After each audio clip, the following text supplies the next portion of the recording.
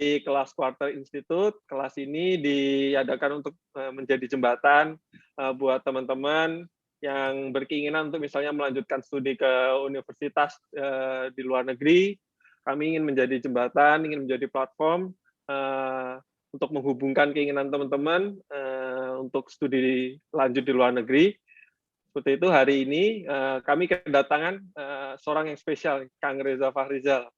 Terima kasih Kang Reza udah meluangkan waktunya di pagi hari ini waktu Swedia atau sore hari ini buat kita semua ngabuburit juga untuk berbagi bersama dengan kita tentang pengalamannya untuk studi di Swedia.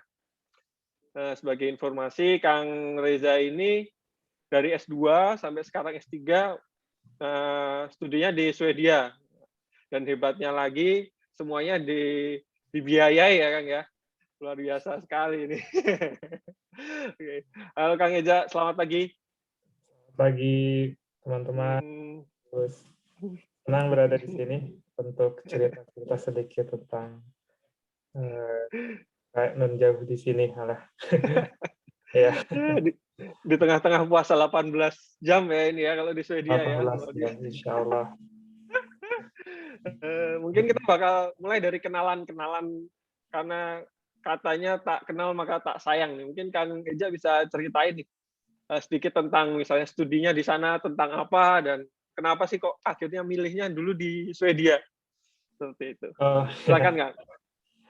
Ya, terima kasih kesempatannya. Ya, tadi udah disebutkan ya nama saya Reza Fahrizal. Saya lagi S3 di Swedia. Saya di Swedia sejak tahun 2016. Dari dulu mulai master di sini. Jadi dulu tuh memang lagi booming ya sekolah keluar gitu.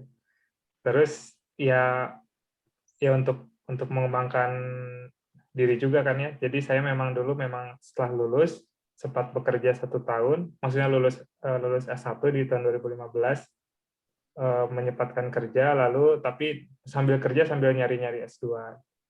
Nah, akhirnya saya mencari tahu gitu negara mana yang menarik.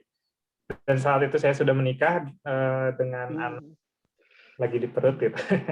Jadi prioritas saya memang dari dulu adalah mencari negara yang memang sangat concern sama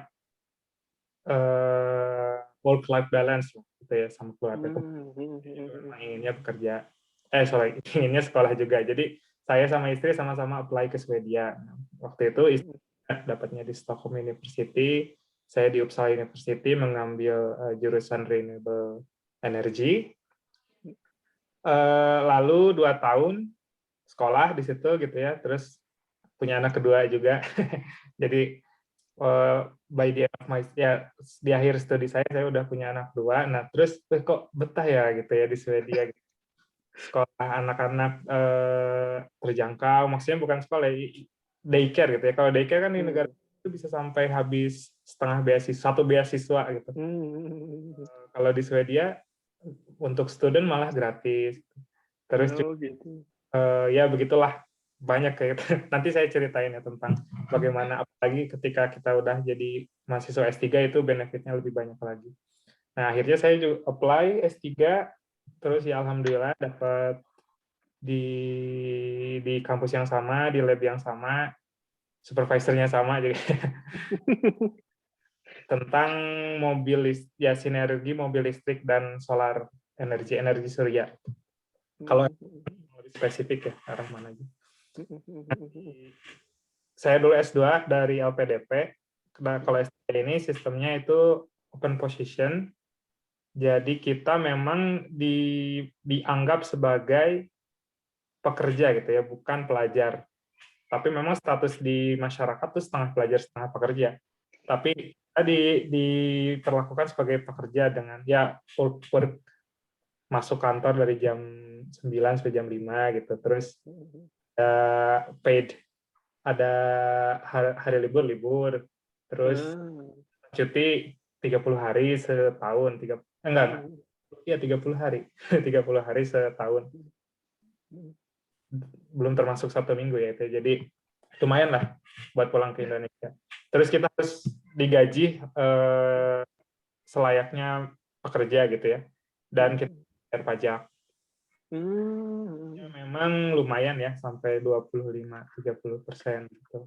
Ini jadi saya kenalan awal doang kan. Udah, intinya S2 di Swedia, S3 di Swedia. Motivasi utamanya untuk mendapatkan work-life balance dan menarik sih itu. Nanti Jadi kesana kalau udah ternyata. Buat yang pengen studi dan udah berkeluarga, Swedia ini pilihan yang cukup tepat ya Mas, karena fasilitas yang disediakan pemerintah ya itu juga mendukung untuk itu ya. Iya. Saya bisa bilang Nordic country the best gitu ya kalau buat beli. Jadi dulu juga memang saya S2, jujur aja waktu mau ke S3 tuh, saya nggak mau S3 kalau nggak di Nordic gitu. Segitunya gitu ya. Karena anak-anak itu jadi nggak cuma di Swedia ya? Maksudnya misalnya ya, Norway Nordic gitu juga iya sih. juga. Saya bisa bilang, saya nggak bisa bilang negara mana yang paling bagus, tapi approach-nya mirip gitu ya? Mirip, concern ke work-life balance, concern ke bahwa kita tuh manusia tuh bukan hanya pelajar gitu, bukan pelajar tapi ya untuk hidup, dia punya keluarga. Ya, apalagi orang-orang yang S3 itu kan umurnya udah mungkin nggak muda, nggak 22, 23 gitu kan, bisa jadi udah punya anak. Bahkan teman saya tuh 46 tahun ada tuh yang lagi S3. Kalau di Indonesia ya wajar aja ya kan, S3 kelas karyawan gitu sambil ngajar. Kalau di sini kan full time gitu. Terus tadi Kang Ija bilang kalau di pas S3 ada lagi benefit yang lebih daripada yang S2 terkait yang itu. Emang bedanya apa? Ada benefit tambahan apa sih ya kalau S3 di situ dibanding yang S2-nya? Oh gitu. Nah, tadi saya mau cerita langsung, cuman kan nunggu ditanya. Siap. Ya kalau S2 kan dulu kita sebagai student, kita status di negara tuh, apalagi dulu beasiswa dari luar ya sebagai pelajar aja. Bahkan dulu kan daycare gratis karena memang kita pendapatan nol. Tapi kalau S3 kita itu di mata negara itu adalah orang yang bayar pajak. Bayar pajak nggak pure gratis, tapi sangat-sangat terjangkau, 1% dari gaji kita gitu. 1% dari gaji kita. Jadi nggak akan bikin miskin lah. Nah, benefitnya ya banyak. Itu pertama ya daycare terjangkau. Kedua, jadi kita eligible sama banyak hal. Contohnya kalau dental dulu kalau master nggak ke cover, kita jadi ke cover. Tapi ini ya. Tapi yang paling enak tuh adalah saya bisa ambil parental leave contohnya. Parental leave 80% gaji. Itu di negara lain saya yakin nggak segitu. Nordic juga kayaknya mirip-mirip lah, tapi Swedia mantap banget gitu ya. Eropa lain walaupun dibilangnya Eropa sistemnya itu lebih sosial lah dibanding Amerika contohnya. Tapi tetap Sweden udah sama Europe, terus ditambah kayak gitu. Benefit lain yang luar biasa. Jadi saya bisa ambil per anak 480 hari kerja. Itu dibagi 2 sama istri sebenarnya. 80%. Punya 2 anak jadi punya 960. 960. Nah, terus istri saya sejak S2 kan sebenarnya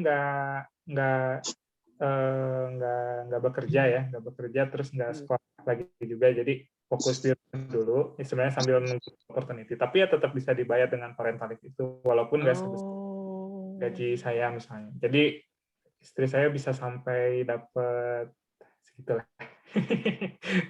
Sebutin jangan. Menarik. Sebutin.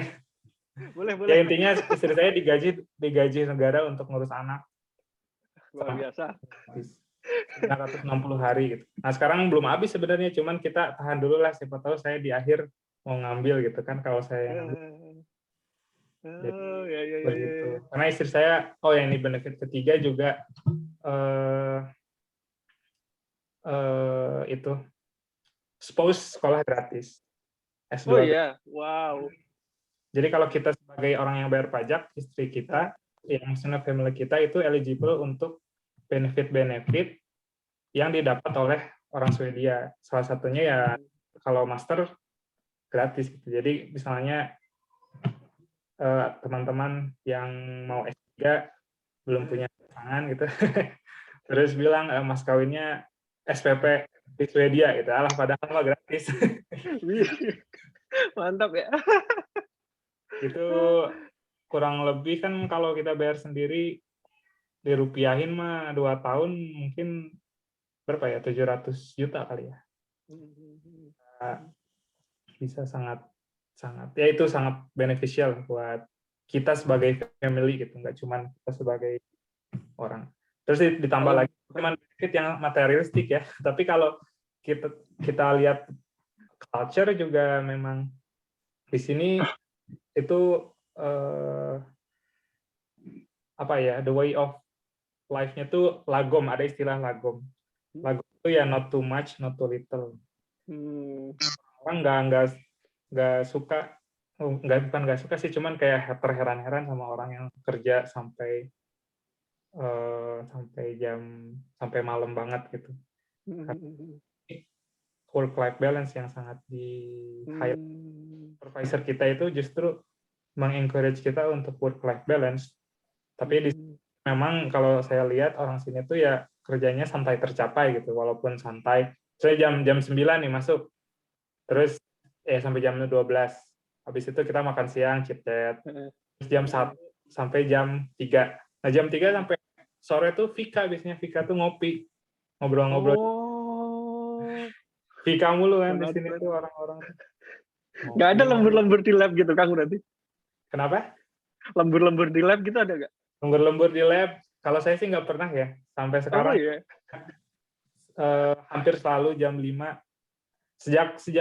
Sejak corona ini waktu kerja agak nggak teratur, soalnya kan saya baru mulai kerja jam 11 biasanya, jadi kerjanya sampai akhir. Tapi kalau waktu dulu jam 5 ya udah nggak nyentuh apa-apa, weekend nggak nyentuh apa-apa.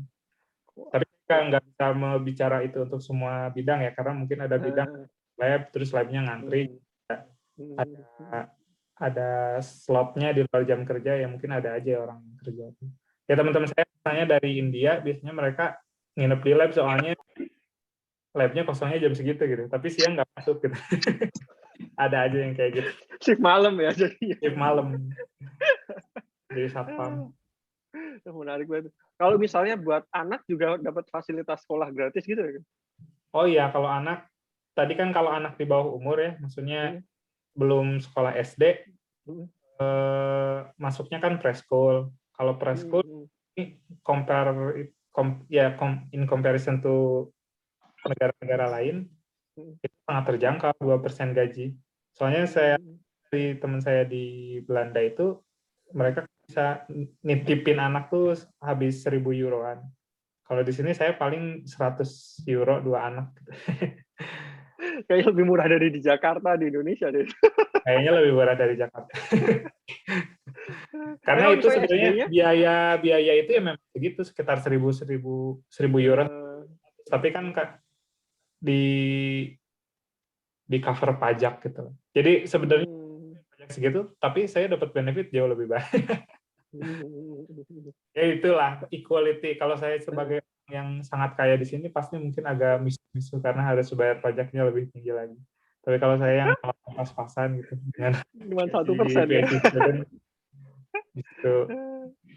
Gitu. Oke. Itu kalau misalnya SD juga tetap masih di cover. Kalau kita misalnya ke sana terus anaknya misalnya udah SD, udah umur gitu. Oh, justru di sana SD malah gratis karena udah gratis pendidikan wajib. Bahkan di negara lain juga kayaknya kalau udah SD mah gratis. Kalau saya yang ada trik itu anak-anak ini. Tinggal kitanya aja yang bisa terima atau enggak. Kalau bisa nerima layarnya, ada pertanyaan. Oke. Lanjutkan. Oke. Oh iya, tadi apa ya? Itu apa? Apa sih tadi? Pokoknya pendidikan anak udah terjamin dan Aman murah lah lah. pokoknya, Aman lah jadi ya di nggak sana usah ya. nggak Jadi usah teman-teman mikir. yang berkeluarga dan bahkan udah punya anak atau berencana punya anak di saat kuliah Swedia dan mungkin umumnya di Nordic countries, ini adalah salah satu pilihan yang pro untuk itu ya, untuk punya keluarga di sambil studi ya. Ya, betul. Benar Nggak banget. usah bayar insurance lagi juga. Oh iya ya. Udah segitu. Pajak 25%, sampai makin gede gajinya makin tinggi. Jadi Progresif gitu ya. 30% mungkin yang lebih tinggi. Jadi ya karena gaji PhD student tiap tahun naik, ya saya juga bayar pajak, persenannya kok masih naik. Jadi kayak kalau on paper tuh kayak lebih gedenya jauh, tapi kok yang diterima mirip-mirip. Mirip-mirip. Oke, kalau ini mumpung Mas pas Ramadan nih. Jadinya kalau di sana tuh gimana, Kang? Suasana Ramadannya kalau di Swedia sendiri komunitas muslimnya cukup banyak atau gimana tuh? Ya, kan kalau lagi lockdown ya sayangnya. Jadi saya cerita 2 tahun lalu aja sebelum. Oke. Saat Ya kalau di normal ya. sini yang normal ya. Kalau di sini sebenarnya muslim banyak ya. Bisa dibilang Sweden tuh negara yang lumayan banyak muslimnya karena banyak nerima ya orang-orang yang dari negara-negara yang butuh asylum gitu. Sejak tahun bahkan orang-orang sini juga walaupun misalnya dari appearance itu nggak kayak Swedish, tapi ya lahir di Swedish, di Sweden ada second sampai third generation di sini yang kayak gitu. Nah dari statistik itu 9%, sampai 9% Muslim di sini. Lumayan ya. Compare sama Hindu sama Buddha di Indonesia tuh nggak nyampe segitu. Bahkan Kristen kalau dipisah juga Katolik sama Protestan kayaknya masing-masing sekitar 9, mungkin Protestan kayaknya 9%-an juga. Jadi kayak mungkin kita Muslim di sini mirip-mirip lah jarangnya atau ya keseringan kita ngelihat orang Muslim kayak kita orang-orang Nasrani di Indonesia. Nggak terlalu minoritas gitu ya, tapi memang nggak kelihatan gitu ya. Jadi biasanya ada kalau pendatang itu Muslim gitu. Kalau yang pirang saya belum lihat sih yang Muslim. Nah, komunitas Islamnya sendiri di sini kita punya masjid besar, khususnya di kota saya, itu jarak 500 meter. Oh, enak sekali. Iya, itu masjidnya memang masjid jami, jadi 1000 lebih lah, bisa nampung 1000 lebih. Lumayan ya. Ya itu pros and cons-nya adalah, prosnya ya karena masjid besar gitu, semua orang ngumpul di sana, tapi cons-nya lagi lockdown ini jadi tutup mau nggak mau karena nggak bisa itu dibuka, orang banyak jadi berkumpul di situ. Sayangnya begitu sih. Jadi ya kayak kembali lagi ya Ramadan di sini, komunitas Muslim di sini ya bisa dibilang banyak, terus juga halal food banyak. Banyak ya. Terus juga kayaknya store paling favorit apa yang paling banyak di situ kebab store. Nah, betul. Kayaknya di mana-mana Andalan sih, tuh kalau di andalan yang aman. Jadi ada kayak satu area khusus banyak yang komunitas muslimnya gitu juga kan kalau di Uppsala? Kalau di Uppsala sih enggak, kayak nyebar aja. Oh enggak gitu. Oh gitu. Kukira di sekitar cuman masjidnya memang itu cuma satu di sini. Oh ya. Dari mana-mana. Kalau di Manchester dulu kayak ada satu jalan gitu full tuh kanan kiri toko halal segala macam, terus banyak emang komunitas-komunitas muslimnya di situ. Kalau di Uppsala bentuknya nggak seperti itu ya, lebih nyebar gitu ya. Enggak kayak gitu. Dan Uppsala juga kan memang jauh lebih kecil ya dari Manchester. Kita cuma 200. Kalau di Stockholm sih memang ada ya daerah seperti itu yang kayak datang tuh ya tiap dari 100 lah. Tapi kalau secara umum sih memang lebih disperse, lebih tersebar. Kalau di Stockholm juga lebih disperse sebenarnya. Oh gitu. Ya, terus kembali tadi ke yang gimana puasa di sini. Kalau komunitas mahasiswa Swedia sih ya ada pengajian. Ya dulu sebelum lockdown kita rutin ya pengajian sebulan sekali lah. Nah, tapi lagi Ramadan seminggu sekali buka bareng gitu. Nah, lagi corona gini berjalan terus sebenarnya. Kita adain ya Swedia mengaji istilahnya. Online gitu, ngundang ustadz dari Indonesia. Bahkan kalau teman-teman lihat ya di Instagram PPI Swedia itu PPI Uppsala, memang kita lumayan banyak lah program-program pengajian gitu. Jadi alhamdulillah sebenarnya kalau suasana Lebaran di Ramadan di sini nggak seideal seperti di Indonesia, tapi ya sangat dapat gitu feel-nya untuk ini Ramadan gitu. Yang dikangenin apa kan gitu? Kalau waktu Aduh, Ramadan, saya bingung nih. kangenin Ramadan di Indonesia. Wah, main petasan jangan-jangan. Main petasan. Wah, banyak sih, tapi udah jet lag banget saya Ramadan terakhir di Indonesia berapa tahun lalu. Wah, makanannya kali ya biasanya ya. Makanan ya. Nah, sekarang kan teman-teman dengan lockdown gini lebih banyak masak.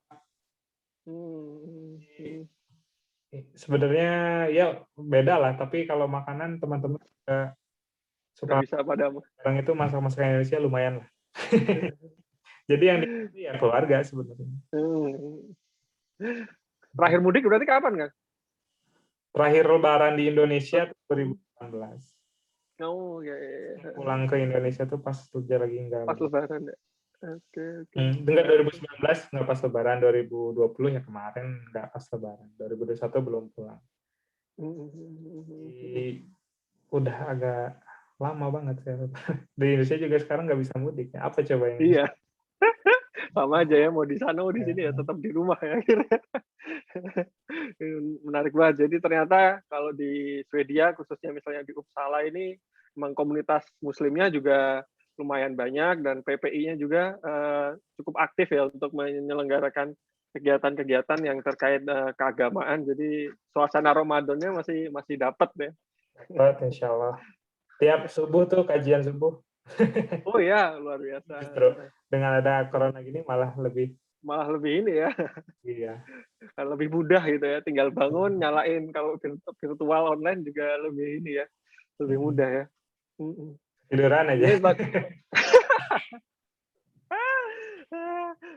Kita udah ngomongin kehidupan lah di Uppsala di Swedia. Ini sekarang kita ngomongin tentang pengalaman studinya, Kang. Kalau misalnya di masternya, itu ada perbedaan yang khusus nggak antara di Swedia dengan misalnya negara-negara di Eropa atau misalnya di Amerika? Seperti itu. Kalau kehidupan kan fasilitas-fasilitas yang didapatkan sudah diceritain sama Kang Eja tentang untuk family banyak banget fasilitas. Nah, kalau tentang sistem pendidikannya ada yang berbeda nggak? Ya. Ya saya bisa bilang sih gimana ya? Karena saya nggak pernah ngalamin negara lain ya. Tapi ya di Swedia ada course terus tahun tesis, jadi mungkin lebih mirip-mirip lah seperti apa yang ada di Indonesia gitu ya. Nggak negara lain kan ada yang master by research doang gitu, jadi pengerjain riset. Kalau di sini ada course, ada tesis. Terus kalau sistem mungkin ini yang agak beda ya. Jadi satu semester itu dibagi 2 periode gitu. Biasanya. Oke. Jadi course tuh banyak yang selesai 1 periode gitu. 3 bulan. Kalau di Indonesia kan kita 1 semester ya full aja 1 semester. Jadi 6 kuliah dan akhirnya 6 semua gitu. Kalau di sini ada yang misalnya karena dibagi dua ini. Kalau di sini kan 1 semester 30 kredit gitu ya. Jadi periode 1 15 kredit, periode 2 15 kredit. Jadi memang lebih intens 15 kredit ini 3 bulan, tapi ya selesai gitu. Jadi kita terus di course berikutnya. Jadi nggak dalam 6 bulan kita ngambil 6 course still ya secara berbarengan. dan di akhir harus ujian 6 kali ini. Mungkin bedanya itu. Salah satu yang beda ya dari Indonesia. Terus ya sistemnya IPK nggak dihitung. Oh ya. Nggak dihitung. Ya jadi nggak ada di sini GPA. Beberapa kampus bahkan hanya ada pass and fail gitu. Oke. Ada sih yang pass with distinction juga. Cuman kebanyakan, apalagi yang khususnya untuk engineering itu ya ada ABCDE, tapi nggak dihitung lah ininya. Oke. Terus juga apa ya? Ya memang kalau saya lihat di sini mah orang-orang nggak begitu peduli. Orang lokal sih khususnya karena ya mereka fokus on understanding. Bahkan kalau yang dia lihat tuh adalah kesesuaian course-course tertentu terhadap jobnya gitu. Jadi ya memang begitu ya. Tapi lihat ya nilai kalau apply PhD. Tapi kalau kerjaan secara umum yang dilihat justru pengalaman kita, tesis kita, jadi ngambil course apa aja sesuai enggak. Jadi enggak kalau misalnya olahraga juga harus A gitu, agama Islam harus A, terus harus A, kewarganegaraan. Ini ya lebih fokus on sensi. Terus juga ya itu pas master ya. Agak mirip juga sih pas PhD. PhD kan ada course juga sebenarnya. Nah justru kalau PhD lebih ringan course-nya karena cuma pass and fail gitu. Jadi kita nggak S3 lulus dengan cum laude. Stres kayaknya kalau ada distinction kayak gitu. PhD-nya tetap ada course ya Kang, tapi kalau di sana ya? Iya ada, tetap wajib. Wajib. 1 tahun. Cuma disebar dalam 4 tahun. Itu course-nya milik sendiri atau gimana? Ngambil aja di mana-mana. Oh iya, bebas maksudnya. Bukan sudah distruktur kalau S3 ini course-nya ini atau gimana? Enggak sih, course-nya justru yang sesuai dengan kita gitu. Harus setuju, tapi ya kita propose course yang bisa membangun ya knowledge kita gitu. Di bidang ini. Kan misalnya saya bidang energi ya, tapi kan sekarang energi itu banyak data science-nya, jadi saya banyak mengambil data science kayak gitu. Nah itu berarti kayak lintas fakultas gitu, bisa. Oh, sini sangat lebur. Oh, gitu. Menarik. Sangat lebur sekali gitu. Jadi ya justru sekarang tuh agak nggak tahu ya kalau di Indonesia, tapi ya di sini benar-benar interdisciplinary banget.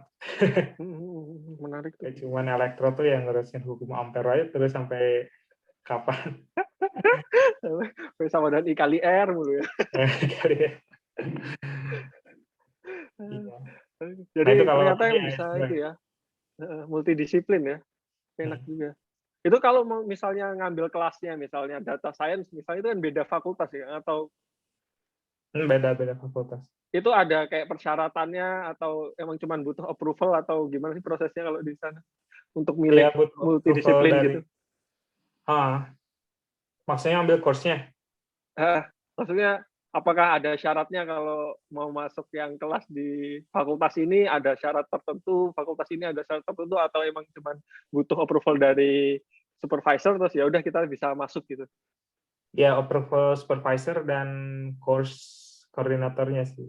Tapi saya pernah ditolak masuk course, ya udah kamu belajar, kalau nggak bisa ya gimana kamu. Tapi kalaupun saya banyak course ngambil dulu, kayaknya nggak cocok ya drop aja. Oh nggak, bisa gitu ya, enak ya. Ada nilai gitu di transkrip. Saya coba nggak cocok. Saya bilang supervisor saya nggak cocok, ya udah nggak apa-apa. Yang penting kamu penuh 60. Bilang semua program ya bisa jadi supervisor punya treatment yang beda gitu. Karena di sini bisa dibilang S3 itu gimana supervisor. Kalau supervisornya nice ya syukur, kalau supervisornya kurang nice ya mungkin lebih itu ya. Chemistry antar ke supervisor dan mahasiswa S3 ini yang paling kayak menentukan juga ya. Teman-teman saya juga gagal gara-gara supervisornya agak-agak misalnya, atau nggak cocok lah supervisornya Nah, arahnya iya sih. gimana dia gitu bisa berabe buat kuliahnya ya. Betul. Ya, supervisor ya, nasib kita di tangan Allah Kuncian ya. sebenarnya. Tapi supervisor kita di tangan Allah gitu. Itu dia. Moodnya di tangan Allah juga kayaknya itu moodnya supervisor. Kalau S2-nya kan itu ada kayak defense-nya. Kalau di Indonesia kan ada tuh kayak presentasi tugas akhir gitu. Ada Kalau ya. di Manchester dulu nggak ada. Jadi Oh, cuman gitu? udah ngumpulin aja udah dapat, tinggal nunggu nilai, nggak ada harus defense segala macam. Kalau di Uppsala ada berarti. Ada justru presentation ada, tapi kayaknya nggak. Bukan big part of it ya. Iya, ya saya belum lihat sih yang presentasi terus disuruh ngulang presentasi atau tesisnya gagal. Jadi kayaknya kalau supervisornya udah bilang siap defense itu udah oke. Kalau supervisornya nggak approve. Itu formalitas aja sih presentation. Jadi presentasinya itu kalau nilainya istilahnya part of bikin dissertation-nya itu ya, bukan terpisah misalnya ada nilai untuk presentasi sendiri gitu, nggak seperti itu ya. Bahkan sekarang kalau dulu tesis itu ada ABCDE-nya ya, tapi kalau sekarang tuh pas Oke. Terus nanti kalau misalnya menyetarakan ke Indonesia gimana, Kang? Kalau cuma pas gitu. Nggak tahu tuh gimana. Belum Belum. nyetarain. Kan biasanya ada tuh yang zaman dulu kalau LPDP ada penyetaraan dengan dikti gitu terus keluar nilainya. Kalau gitu belum pernah. Ya anggap aja A lah. Oke, menarik. Terus kalau kita balik lagi misalnya kalau tadi sistemnya kalau misalnya waktu daftar nih, kalau waktu S2 dulu apakah ada interview atau hanya dokumen kan waktu daftar S2? Oh, kalau S2 kita benar-benar kayak dokumen aja sih. Jadi menariknya, ini mungkin belum saya ceritain, ini menarik juga nih di Swedia. Kita kayak daftar SNMPTN atau apa namanya, SBMPTN sekarang. Jadi satu portal, ada pilihan 1, 2, 3, 4 gitu. Jadi kita bayar, memang harus bayar ya kalau nggak salah berapa ya, 1.200.000 gitu ya untuk daftar itu aplikasi, dan itu kita bisa milih 4 kampus. Ya, pilihan 1 Uppsala, 2 KTH di terus lu. Nah, kalau kita keterima di pilihan 1 ya pilihan 2, 3, 4 jadi nggak di offer gitu. Jadi yang paling pengen disukin. Jadi nggak bisa keterima ke semuanya. Oke.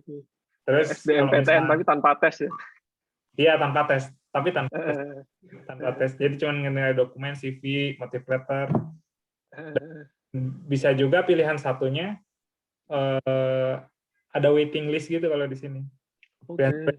Pilihan 2-nya keterima. Nah, kita ada 2 round kan, di first round kita bisa tetap keep yang pilihan 1. Di second round siapa tahu ada yang mundur karena misalnya nggak punya beasiswa dan lain-lain. Bisa jadi di offer pilihan 1-nya. Jadi begitu. Nah, tapi kalau misalnya dulu sebenarnya saya juga pas ke Uppsala ini bukan pilihan 1 ya, tapi yang pilihan 1 dulu waiting list di KTH. Terus ya karena dulu LPDP butuh LOE cepat dan lain-lain ya saya reject. Saya nggak nunggu waiting list. Nggak ikut waiting list. Selain waiting list, jadi saya ambil yang Uppsala. Ya, udah jadi jalan ke S3 ini sih kalau saya di S2. Iya. Sudah ada jalannya ternyata ya. Ya, ada jalannya. Kalau English requirement-nya misalnya kalau di engineering berapa kalau di Uppsala? Minimal band-nya? Ya 6,5 standar lah. 6,5 ya. 6,5, nggak boleh ada yang di bawah 5,5. 5,5. Jadi 6,5 gitu. average. Kalau yang di sosial kayaknya lebih tinggi atau emang juga 6,5 juga? Kalau di Manchester dulu kayaknya yang sosial kayaknya lebih tinggi deh, 7 atau berapa. Atau malah 6,5 kalau di engineering 6 ya kalau nggak salah di Manchester biasanya. Kalau di Uppsala Oh, ada info nggak misalnya perbedaan engineering dan misalnya yang social science kan banyak yang nulis dan segala macam. kayaknya ada, tapi benar-benar itu depends on program ya. Jadi tiap Nah, program sih. beda. Jadi ada program yang syaratnya tuh 6,5, tapi writing-nya itu nggak boleh Ah, ada lebih batasnya. kecil dari 6 atau ya writing-nya kalau nggak salah. Itu yang saya suka kayak gitu. Jadi memang benar-benar tiap program tuh harus kita kepoin. Tapi secara umum sosial lebih tinggi. Iya sih. Jadi si Di awal. SBMPTN-nya itu tadi ada periodenya ya. Kalau misalnya di Inggris kan apply-nya kapan aja tuh. Kalau di itu Oh berarti ya, ada misalnya tanggal segini sampai tanggal segini, masukin berkas dan segala macam, terus habis itu ada seleksinya berapa lama gitu ya modelnya berarti. iya. Oke. Jadi kalau di Swedia tuh untuk international student dibukanya udah dari Oktober, Hmm. bisa nyiapin dokumen dan lain-lain. Tapi Januari itu harus Hmm. sudah terpenuhi semuanya. Lalu Hmm. pertama tuh Maret, Hmm. first round gitu yang kita dapat offer atau enggak atau waiting list, dan Hmm. final offer April. Jadi memang Hmm. nggak bisa itu kapanpun daftar. Hmm. Kalau Jadi di dari first round ke finalnya itu juga cuma nunggu atau nunggu misalnya ada yang waiting list dicabut gitu ya, cuma nunggu ya aja cuma berarti nunggu ya. doang. Nggak tahu Oh. gitu gimana, kita nggak ada live update. Waiting list, kita waiting listnya bahkan disebut misalnya nomor 5 dari waiting list nomor 5 Oh, sampai ada angkanya ya. sampai ada Nunggu angkanya, berapa jadi ada giliran gitu. ya. Tapi nggak turun-turun, kalau turun kan enak ke 4, ke 3, ke 2, Eh, sangat transparan ya berarti. sangat transparan. Kalau di sini kayaknya kan nggak tahu kita urutan berapa sebenarnya. Kalau di Nah, Indonesia mungkin. Di sana bahkan sampai nunggu urutan berapa ada ya. Luar biasa. iya, urutan berapanya ada tapi nggak ada live update. Jadi Live-nya ya. tahu-tahu dari kelima misalnya, pas akhir kelima ya udah. Oh, ya. Tapi kalau kelima itu saya 10 besar kemungkinan akan dapat. Kalau di atas itu baru itu agak. Kalau nggak salah saya dulu ke 18 apa ya. Terus Ya. pas second round ke 10. Jadi Oke. second round pun masih bisa nunggu sebenarnya. Oh, ya. Nunggu, cuman ya makin nggak pasti aja gitu waktunya. Dan dulu saya mah decline karena ya udahlah yang penting dapat LOE cepet. Ya, kalau itu dulu LPDP ya berarti. Kalau dari misalnya dari Swedia gitu ada dari pemerintah atau dari lembaga di sana ada nggak sih Kang beasiswa gitu? Ada ya, di sini ada Swedish Institute, mirip-mirip juga sama LPDP, benefit dan lainnya. Terus kurang lebih, tapi kalau beasiswa tanpa biaya hidup juga dari kampus biasanya masing-masing ada, jadi tuition fee waiver ada. Terus juga ada program Erasmus. Ya. Jalur daftarnya beda sama yang portal terpusat, jadi dia daftarnya ke Erasmus.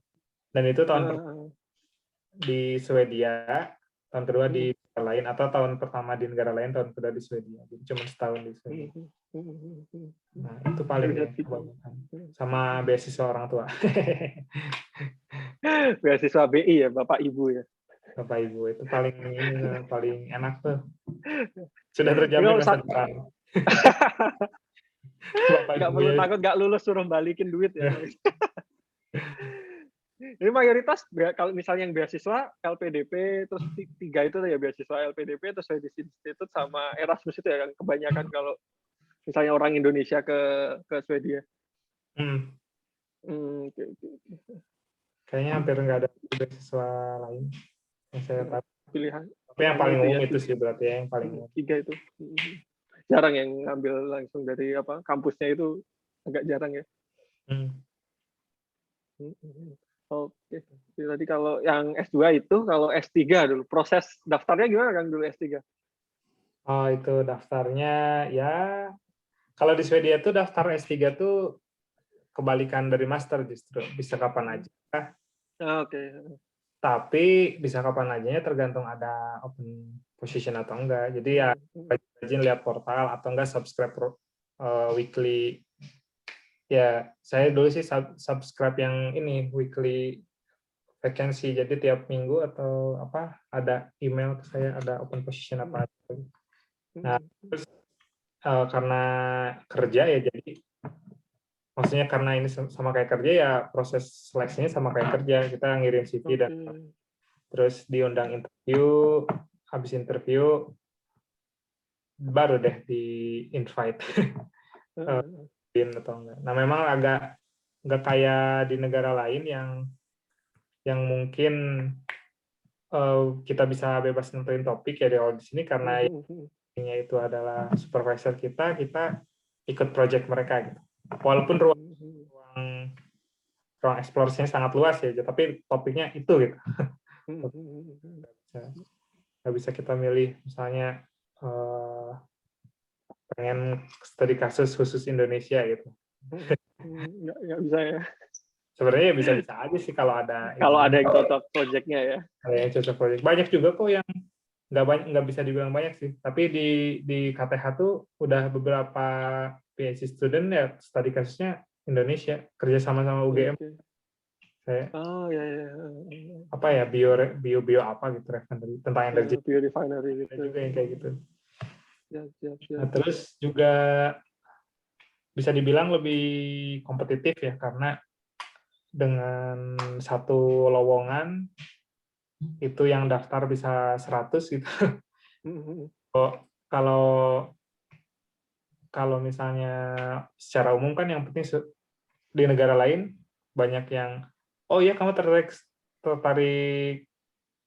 S3 di sini ya udah bawa topik terus yang penting nilai kamu masuk gitu silakan, tapi ya funding misalnya dari luar ya itu bisa di Swedia nggak bisa kayak gitu sekarang. Jadi kalaupun misalnya mau beasiswa dari luar syaratnya harus bisa ngasih ya living allowance-nya sama kayak di Swedia. Biasanya dari luar nggak ada yang mau kayak gitu karena lumayan beda jauh. Iya ya. Pantes kerasan nih Kang Eja di Swedia. Berarti emang kalau misalnya di kampus-kampus biasanya kan kita nyari supervisor, email supervisor, research proposal seperti itu. Kalau di Swedia emang based on vacancy ya, ada project apa, nanti kita daftar di project itu terus mengikuti seleksinya. Berarti kayak gitu ya bedanya antara di misalnya di Swedia atau di Nordic country kebanyakan kayak gitu kan? Di Nordic country kebanyakan. Di Swedia. Nah, oke. Berarti di Denmark tapi masih bisa tuh yang bawa topik sendiri dari bawa topik gitu. Tapi Swedia juga beberapa tahun yang lalu masih bisa kayak gitu, tapi kalau makin kesini kayaknya aturan ini dihapus karena mungkin supervisornya jadi kurang semangat atau mana lah, karena itu nggak merasa punya, jadi merasa studi ini sebagai beban dan benefit yang didapat juga mungkin nggak terlalu mana sehingga dia bisa jadi lebih fokus sama proyek-proyeknya dia. Jadi begitulah. Karena kan tuition fee sendiri di sini gratis ya untuk S3. Bahkan untuk beasiswa dari orang dari luar juga tuition fee gratis. Jadi memang pure untuk living allowance-nya aja. Atau di negara lain S3 ada tuition fee atau enggak? Kayaknya ada sih. Ada ya? Di Manchester, kalau di UK kayaknya ada deh. Soalnya kan kita yang kerja, terus kita yang publish, terus kita yang bayar. Nyediain ruang aja ya. Nyediain ruang aja. Tapi walaupun formatnya kerja, nanti di akhir tetap ada defense dan bikin tesisnya juga. Iya. Oh, ya, memang di sini kerjanya ya kerja sebagai researcher kan memang.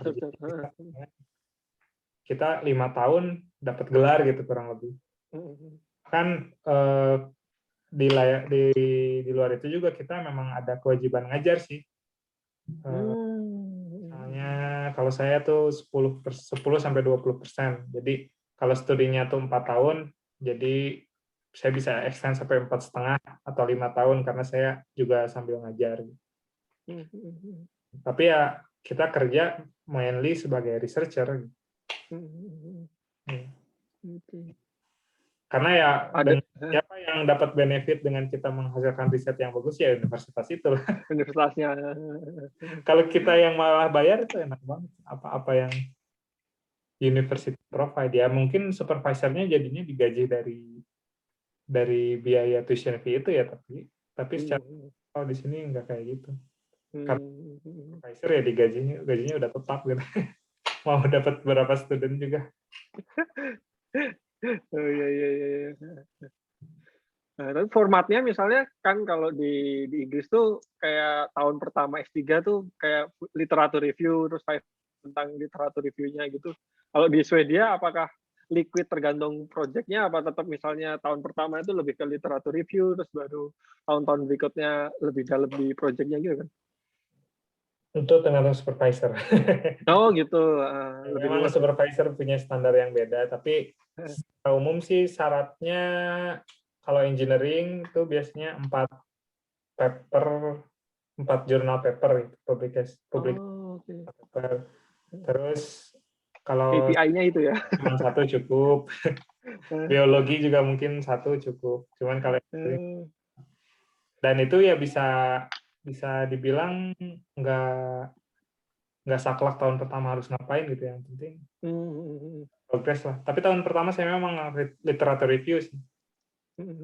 Review jadinya nulis review paper jadi. Iya. Oh ya, outputnya jadi review paper ya. Tetap ada Viva-nya berarti kan tiap tahun. Ada apa? Ada apa Viva-nya tiap apa namanya? Tiap tahun ada ininya. Kayak ujiannya apa sih? Oh enggak ada. Evaluasi per tahun nggak ada ya? Nggak ada. Nggak ada. Itu bahkan cuma di akhir aja nanti. Di akhir aja. Supervisor saya bilang justru pekerjaan paling aman tuh di sini di antara kita semua itu kayak gitu, dan karena 5 tahun dijamin. Oh ya. Dulu kecuali di kita Manchester kriminal gitu. Tahun pertama di Manchester dulu kayak ada tahun pertama terus ada Viva-nya ujiannya gitu kan, literatur review-nya terus kayak nggak cocok dengan supervisor atau performanya kurang terus di-cut aja di tahun pertama Mas. Itu aman ya.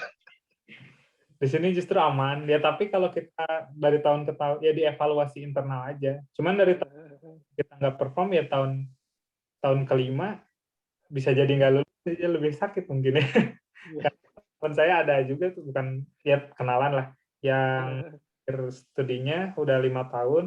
Kalau ada 5 tahun gini sebenarnya masih bisa dilanjut, tapi nggak bisa digaji lagi gitu. Masih belum tercapai targetnya, akhirnya dia sambil kerja sambil menyelesaikan itu. Cuman memang nggak akan semerta-merta di-cut gitu, kecuali kita kriminal. Oh gitu ya. Lebih aman ya, quote-unquote. Lebih aman justru. Di sini malah kalau jabatannya belum full profesor itu nggak aman, karena dia dari tahun ke tahun harus nyari funding buat dirinya sendiri. Oke. Student dijamin universitas. Oh gitu. Ini project-projectnya supervisor itu juga dari funding yang dia dapatkan ya, bukan hanya dari misalnya uang dari universitas, tapi misalnya. Ya justru itu. Ada. Oke. Jadi kalau supervisor kita banyak duitnya ya dia banyak studentnya juga. Banyak projectnya, banyak mobil.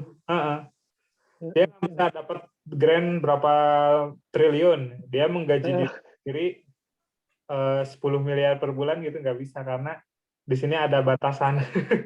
Oh ya, tetap ada batasan. Jadi buat apa duitnya, ya mending kita hire student biar research out lebih tinggi. Ya begitu, nggak boleh menggaji diri sendiri besar sekali. Oke. Tetap ada batas atasnya ya malah ya. Batas atasnya. Udah nggak dapat funding berapapun ya. Udah bukan upah minimum tapi malah upah maksimum nih concern ya. Iya gitu. Ya bisa aja kan dia dapat funding 1 triliun, ini biaya riset saya untuk 1 bulan, jadi 1 triliun itu buat gaji saya. mulia jadinya sekali kalau itu. misalnya dapat funding banyak, dia stay longer sampai pensiun gitu. Menarik, Terus menarik, juga menarik. ini apa? Di sini ada namanya half time. Half time kita bisa tesis. Doktoral kita tinggal lanjutin. Nah, kemarin saya contohnya tesis saya kayak gini. Nah, kelihatan ya. Lihat, oke. Gambarnya kayak komik. Kita bisa bebas. Oh ya. Luas sekali ya. Digambarin anak saya.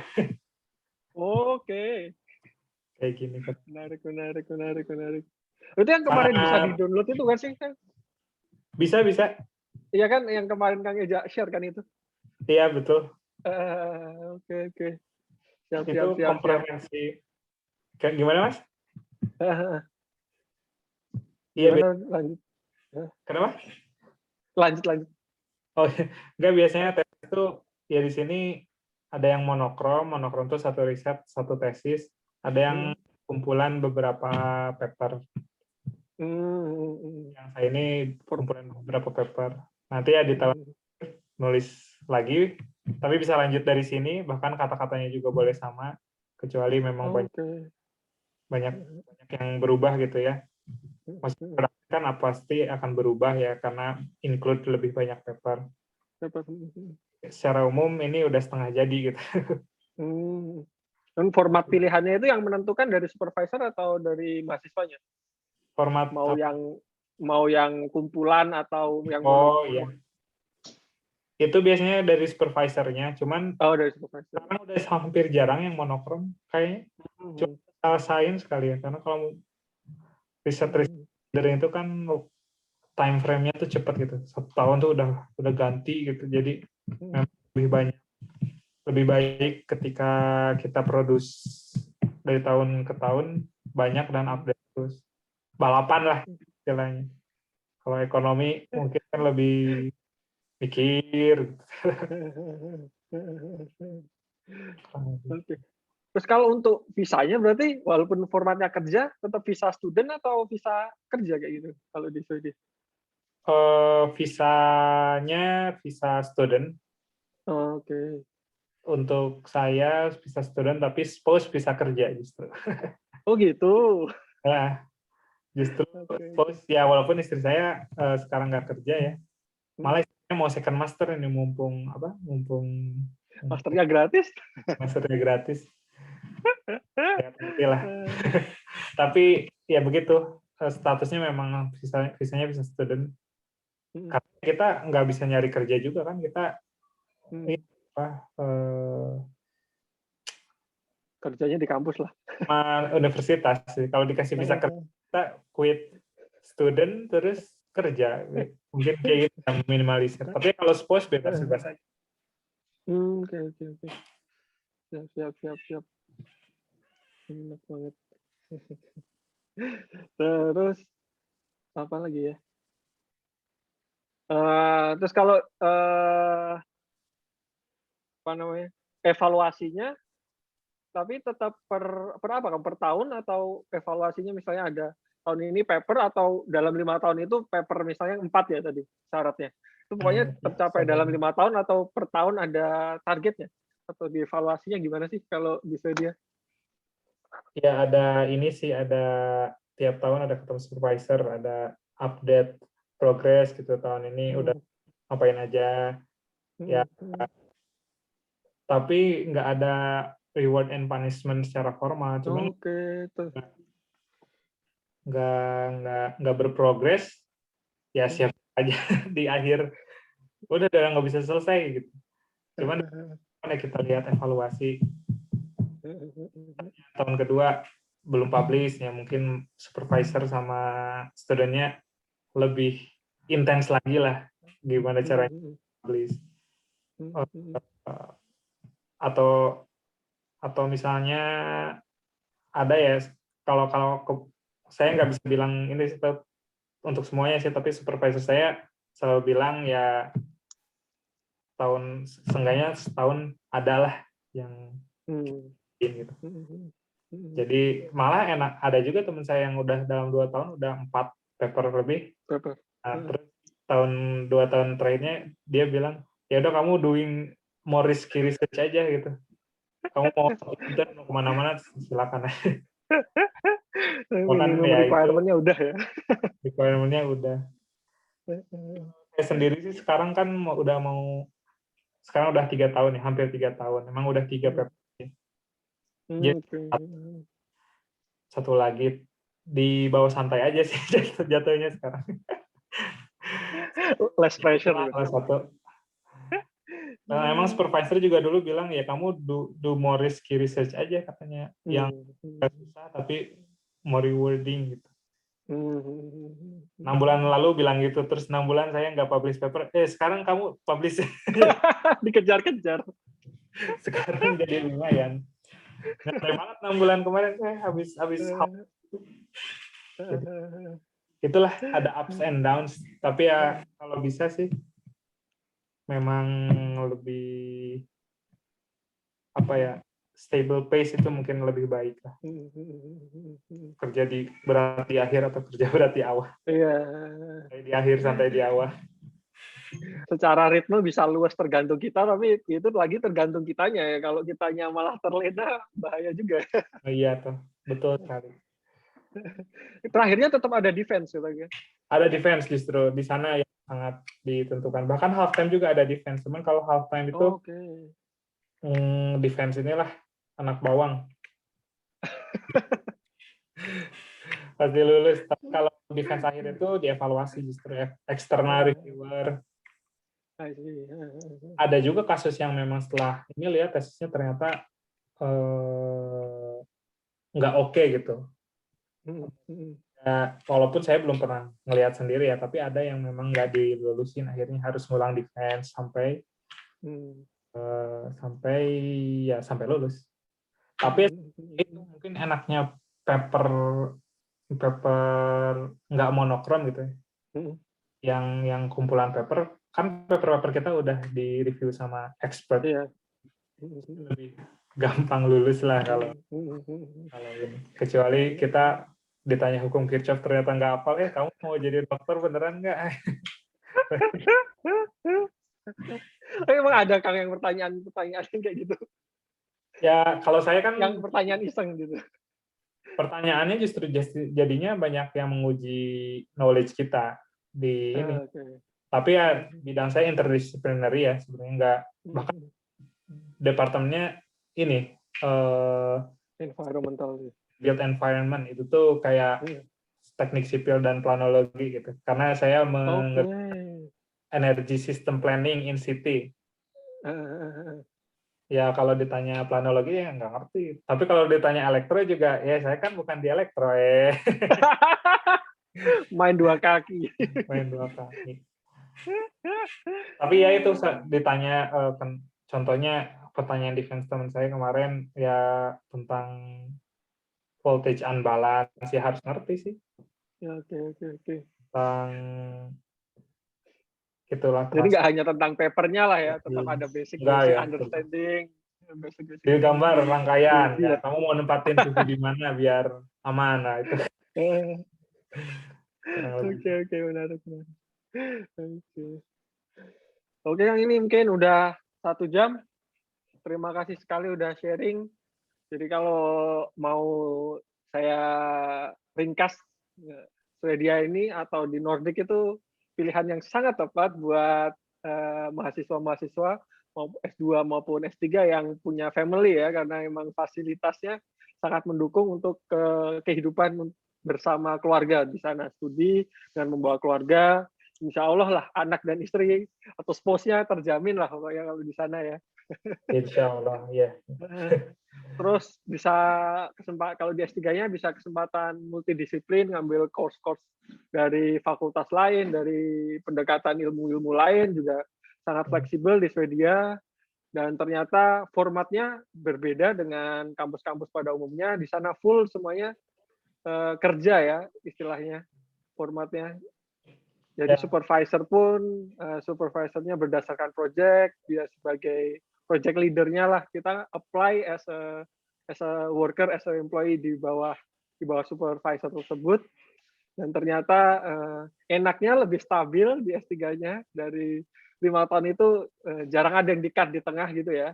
Tapi balik lagi ke pace kita, bagaimana kita mengatur ritme kita sendiri di selama S3 itu sendiri ya. Oke, siap. Ya, Mungkin ini summary-nya tepat sekali Mas Bagus. langsung saya malah jadi tertarik nih. Habis ini kayaknya saya bakal browsing-browsing Iya tentang Mas, studi di. sangat welcome. Nanti saya share ya. Ditunggu loh Mas. Oke. Mungkin bisa di-share ini ya Kang, apa yang website vacancy-nya itu. Mungkin Oh iya nanti juga mau saya share di chat. Quarter Institute akan nge-reshare mungkin di sosial media kita. Kalau mau ke Swedia atau Nordic ke sini cara-caranya mau apply vacancy yang terbuka di sini seperti itu. Oke. Siap. Terima kasih banget Kang Eja waktunya. Sama-sama Mas. Semoga sharing ini akan bermanfaat buat teman-teman sekalian yang pengen studi lanjut, khususnya yang mau ke Nordic countries atau sebelumnya bingung, lihat ini terus kayaknya ke Nordic enak nih. Enak banget. Langsung Saya mau cerita satu hal lagi nih. Oke, silakan. Cerita satu hal lagi tentang ada yang bilang nggak enak juga. Oh gitu. Ya karena dia single, bayar pajaknya gede. Oh ya. Saya di negara yang mungkin lebih ritme kerjanya teratur, nggak ya karena di sini semua orang sama ya, jadi bahkan pegawai administrasi juga nyantai gitu. Jadi dia gitu. Terus supervisornya kurang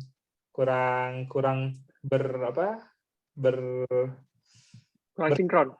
Bersemangat, kurang gitu. Encourage. Jadi memang kalau teman-teman yang hardworking agak ya tergantung ya, mungkin dia jadi shock ngelihat santai banget gitu kerja keras sendiri. Tapi ada juga yang malah lebih enak menyesuaikan. Jadi teman-teman yang dari ini enak banget sini di sana. Ya kurang lebih. Enggak, saya mau share aja. Jadi dengan culture yang seperti ini mungkin bagi orang-orang hyper antusias gitu. Agak shock ya. Bisa shock kurang lebih ya. Oke. Terima kasih. Tapi ya secara umum summary dari Mas Bagus itu yang menurut saya jadi highlight. Itu Oke. Ada lagi yang mungkin yang ditambahin last remarks gitu? Atau udah apa ya? Terangkum tadi. Saya tadi jadi ngerasa ini takutnya semuanya positif. Ya gitu, paling di sini ya coach-nya ini administrasi jadi agak lambat. Dan permi 3 bulan nggak dibalas-balas ya karena liburan mulu gitu. Kayaknya juga. Bener liburan. Dikit-dikit anaknya sakit jadi harus taking care of. Taking leave. Gitu. Tapi ya wajar sih, saya jadi lebih memaklumi, oh iya mereka juga manusia gitu. Lebih humanis ya di sana ya. Lebih humanis. Kita doang. Oke, terima kasih Kang Eja atas waktunya. Sampai jumpa, semoga bisa nyusul Kang Eja ini. Amin. Ditunggu ya Mas Bagus ya. Harus pokoknya kesampaian ke Norway dulu ya mungkin. Siap. Thank you banget Kang Eja. Oke, dan teman-teman semua yang menyaksikan ini baik nanti di YouTube atau dimanapun, sekian dari Quarter Institute untuk studi di Swedia. Semoga bisa menjadi hal yang bermanfaat buat teman-teman semua. Nantikan sharing-sharing bersama mahasiswa-mahasiswa lain dari belahan-belahan dunia lain. Dan sampai jumpa. Assalamualaikum warahmatullahi wabarakatuh. Assalamualaikum warahmatullahi wabarakatuh. Oke, Dim. Udah, Dim. Thank you banget, Kang.